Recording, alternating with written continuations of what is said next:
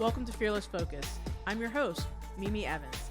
I'm the owner-operator of Fearless Bookkeeping Services, and today's topic is going to be LLC versus an SCorp.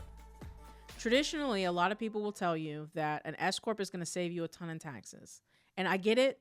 I understand we all don't want to pay Uncle Sam a lot of money. I don't either. And you will end up paying Uncle Sam more if you are not properly prepared for what is required with an SCorp. An LLC is recommended for most people starting out because of the flexibility. In fact, even real estate companies, holding companies, are held as an LLC, not an SCorp, due to the flexibility that it allows. An SCorp, there's a lot of requirements with it. You've got regular reporting that you have to do.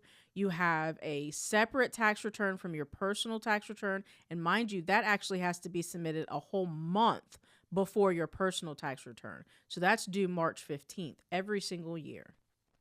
In addition, you have to pay yourself a reasonable salary. The majority of small businesses, if you're starting with no funding and you're starting from your own grit and your own grind, you're not going to be able to start as an SCorp the first year. Now, here's the thing. You can always start out as an LLC and later decide to be taxed as an SCorp when it's right for you and your business, but not before then. Starting as an LLC gives you the flexibility to be able to build the business the way you want to be able to pay yourself when you're able to, rather than having to force yourself to pay yourself and possibly going under because of it.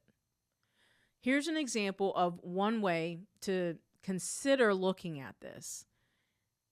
If your net income is less than $75,000 a year, you probably should wait and stay as an LLC. Now, there are going to be some people that disagree with me, and there's many different factors that go into this. Whether you've got funding, whether you're starting from your own, all of these things will play a part in whether or not you should be an LLC or an SCorp. That's why you should talk to a professional before making those decisions, but also validating that professional's opinion. Ask the right questions. And if you don't know what questions to ask, we'd love to help you.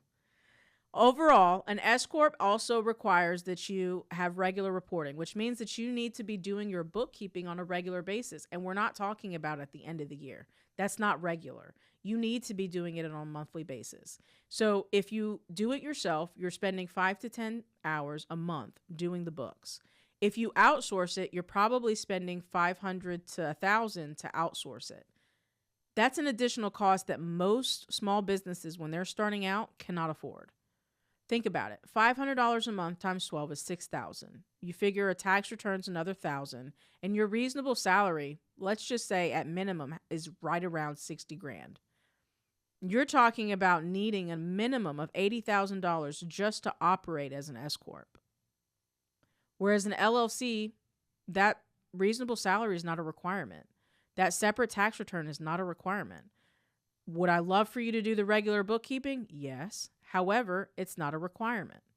And you likely have less transactions, so it's easier to do yourself. All I'm saying is don't automatically go with an SCorp. It's right for the right people at the right time, but it's not right for everybody from the beginning.